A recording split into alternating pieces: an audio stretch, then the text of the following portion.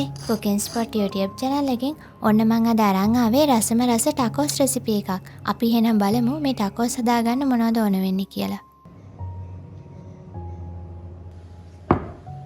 මුලින්ම පාන් පිටියකට මේ විදිහට ලුණු, පොල් තෙල්, ඒ වගේම මද උණුසුම් වතුර ටිකකුත් එකතු කරගන්නවා.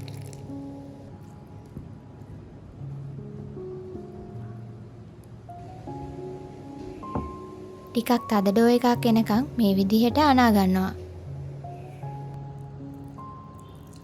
වතුර ඔක්කොම එකපාර එකතු කරන්න එපා. මේ වගේ ටිකෙන් ටික එකතු කරලා මේ ඩෝ එක අනා ගන්න.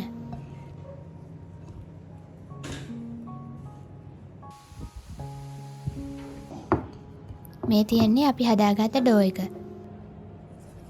විනාඩි 15ක් වගේ අපි මේ ඩෝ එක වහලා තියෙනවා. එතකන් ෆිලිං එක හදාගමු.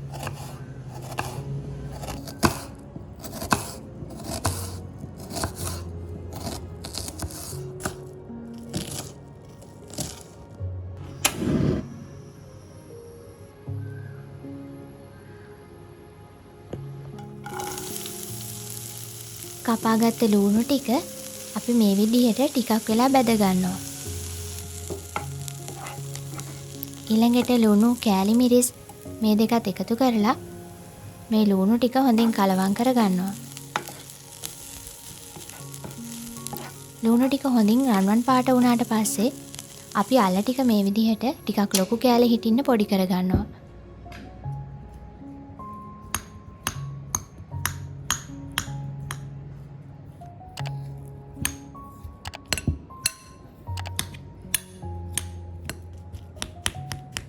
දැන් ලුණු ටික මේ අල මිශ්‍රණයට එකතු කරලා ලුණු යලයි හොඳින් මේ විදිහට කලවම් කරගන්නවා. මේ වෙලාවේ ලුණු අවශ්‍ය නම් එකතු කරගන්න පුළුවන්. මං අල තම්බන වෙලාවේ ලුණු එකතු කරගත්ත නිසා දැන් ලුණු එකතු කරගත්තේ නැහැ. ඊළඟට මේ විදිහට කොත්තමල්ලි කොළ ටිකකුත් කපලා එකතු කරගන්නවා. කොත්තමල්ලි කොළ අවශ්‍යම නැහැ. ඔයාලට කැමති නම් එකතු කරගන්න පුළුවන්.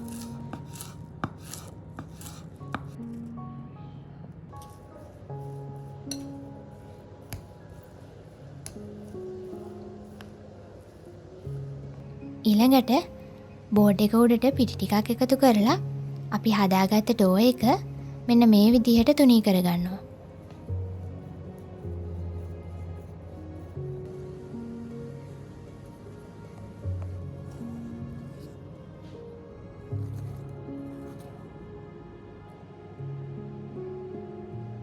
ඊළඟට මේ වගේ රවුම් හැඩයක් තියෙන එකකින් ඔයාලට රවුම් ටික කපා ගන්න පුළුවන්.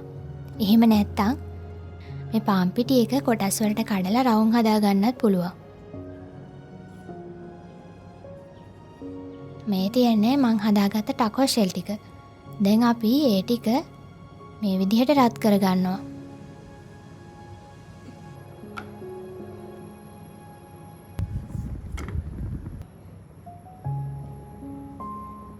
මේ විදිහට ටික වෙලාවක් තමයි රත් කර ගන්න ඕනේ. නැත්තම් මේ ටකෝ ෂෙල් එක හයිය වුණාම කැඩෙන්න බලනවා.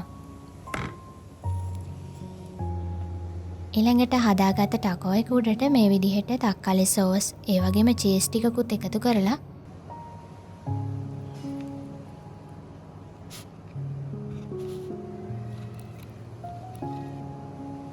අපි හදාගත්ත අල මිශ්‍රණයෙන් ටිකක් තියලා මේ විදිහට නවා ගන්නවා.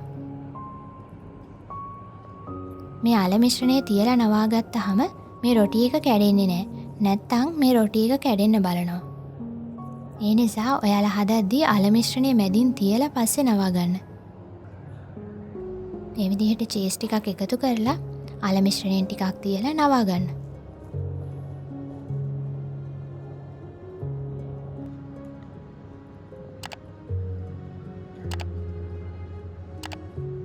මේ තියන්නේ මං හදාගත්ත රසම රස ටකෝස් එක.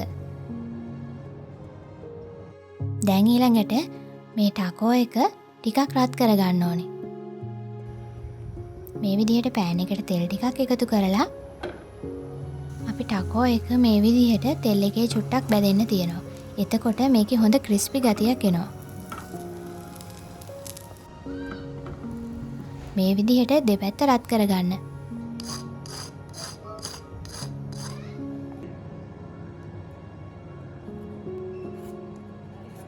මේ තියන්නේ අපි හදාගත්ත රසම රස ටකෝස් ටික තක්කාලි සෝස් ටිකකුයි මයොනයිස් ටිකකුයි මේ විදිහට උඩින් එකතු කරලා ඔයාලටත් රස බලන්න පුළුවන්.